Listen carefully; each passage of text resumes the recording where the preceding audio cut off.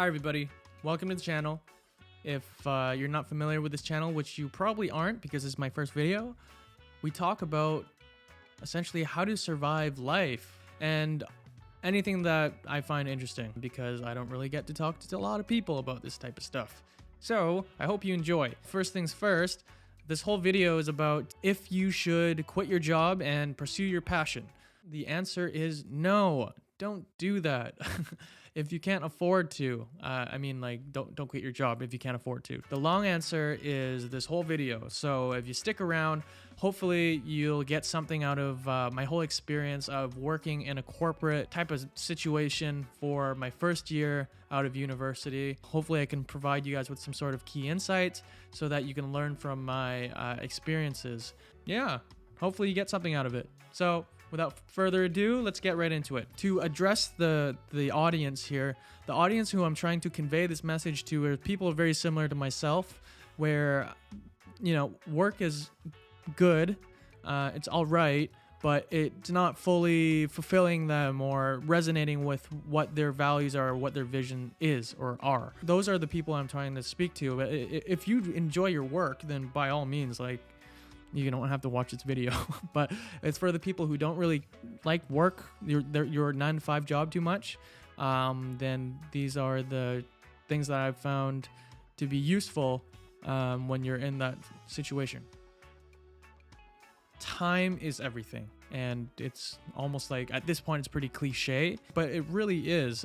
At the end of the day, it's what are you going to do with your time? And how it applies to a corporate situation, or at least any type of job, is that you want to minimize the amount of time you spend on doing the things you don't want to do. So make the time that you're working as efficient as possible, so that when you've worked your 9-to-5, you don't have to go into the office or whatever to catch up on some work on the weekends. The only time you have really to yourself, like satisfying full days, is the weekends. So you don't want to go into work on the weekends, and also you don't want to stay late after work when everyone has gone home. That's something that I don't hear a lot of people saying, but I think that's something that has helped me a lot, so that when I work, I'm very efficient. So then when I'm off work, I'm off work. Second point, living with a sense of urgency. In the corporate job, it was, I feel like the time went by really, really quickly, and that the days kind of just merged together. It's just the schedule of every day being very similar to the last day.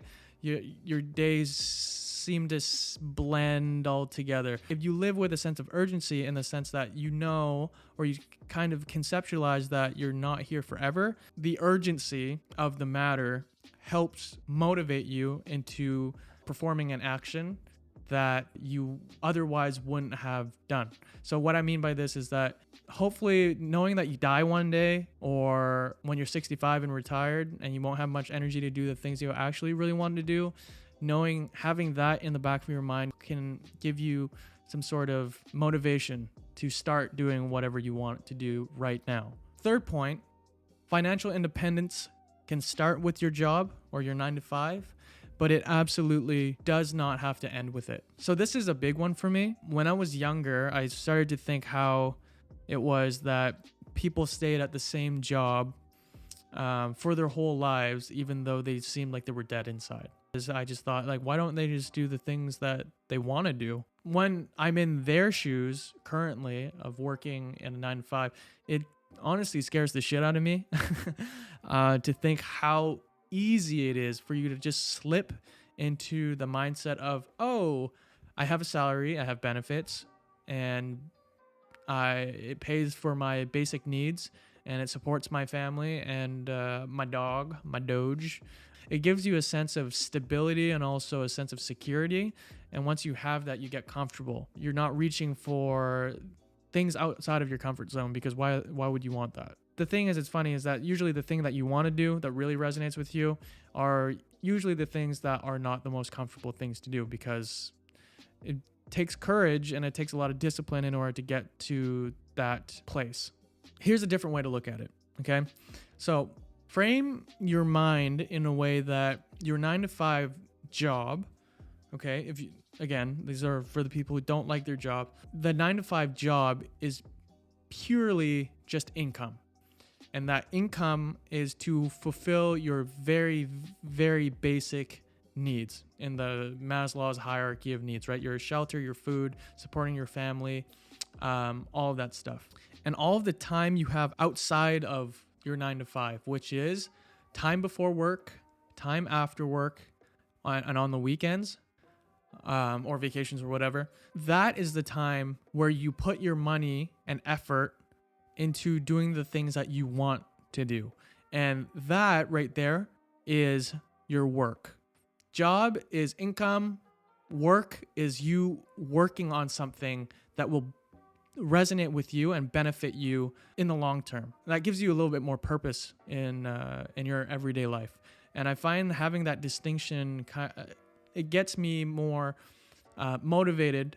Maybe it's just a mind trick again, but it gets me more motivated to get through the day and actually look towards and get excited for something. Doing that for long periods of time, the result of that will compound. Theoretically, it should, and I think it will. By doing that, hopefully, if you can make something out of it, maybe the thing that you're working on the side that fulfills you or gives you a sense of purpose will eventually replace your 9 to 5 job and gives you a better life. That's the hope. Number 4, I would suggest taking some risks that you're okay with taking. At this time in your life, it's the risks that you take.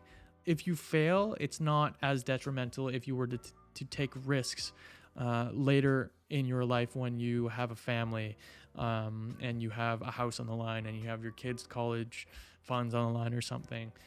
So take the risks now. I hear it from a lot of people too, where they say that they wish they would have taken more risk when they were younger because they were able to take those risks. And when I say risks is, invest in the stock market or something, doing something that you love, like, doing something like crazy like this. Number 5, prioritize what is important to you. And the thing is, you have to approach it in a way that you have to think of what it is that you want to get out of your job or your life, so to speak. So once you have that in mind, that goal in mind, whether that be, I don't think it's the best thing to do is to chase the promotions, chase the higher salaries, and getting that better job and outcompeting your coworkers and things like that. I feel like that's not I wouldn't do that. I just fell out of that mentality because that I think is a toxic mentality and it doesn't really get you anywhere in life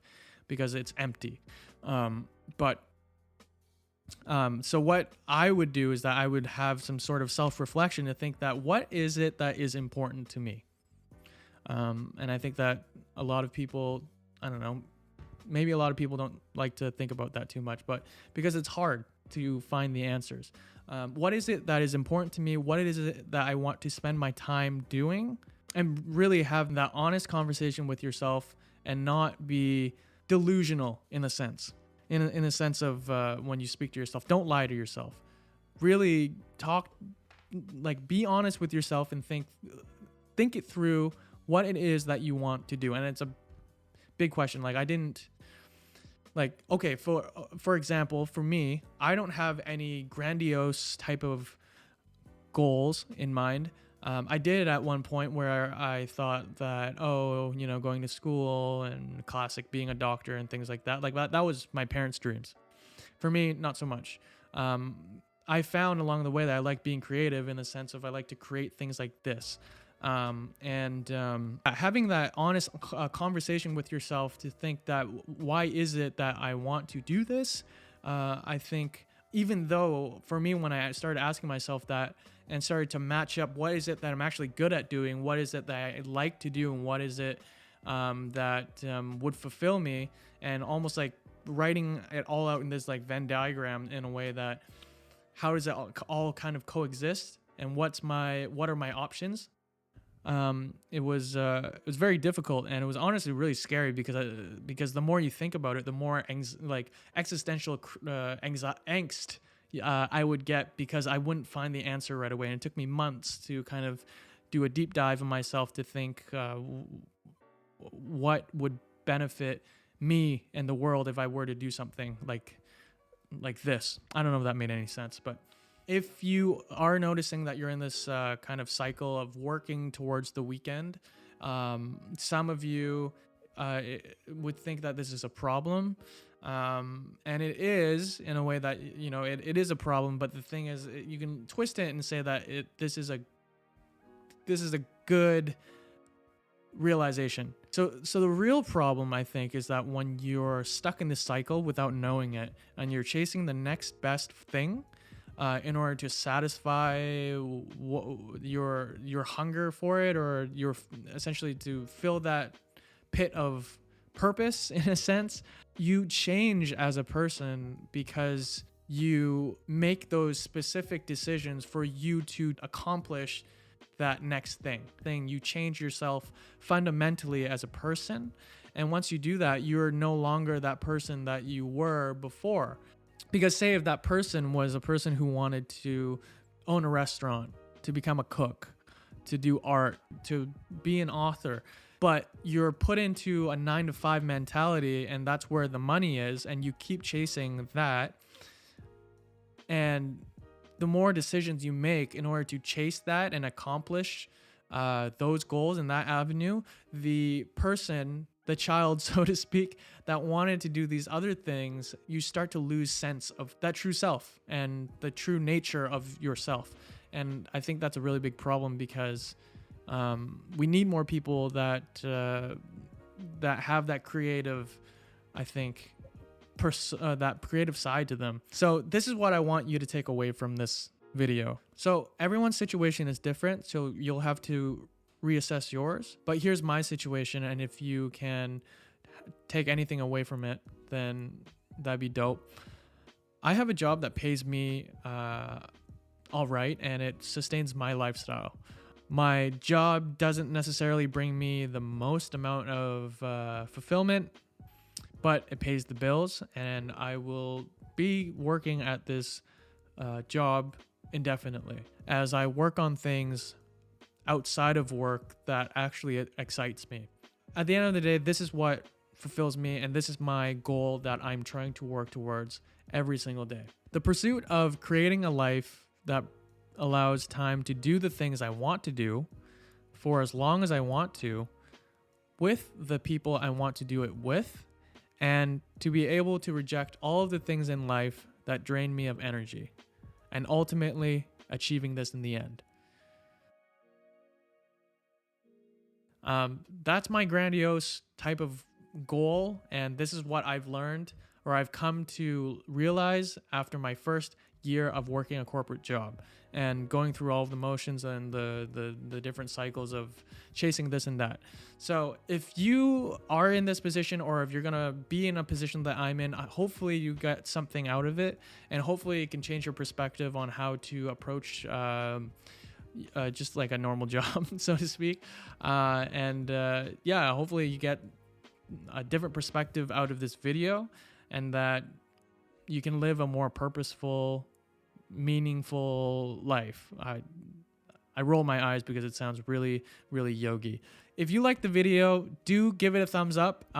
Subscribe if you haven't, and if you'd like to see more like this, comment down below if you have any suggestions on what types of videos that you'd like me to make in the future. Yeah, this is my first video, and hopefully it's a good first impression of what this channel is all about. So yeah, until next time, peace.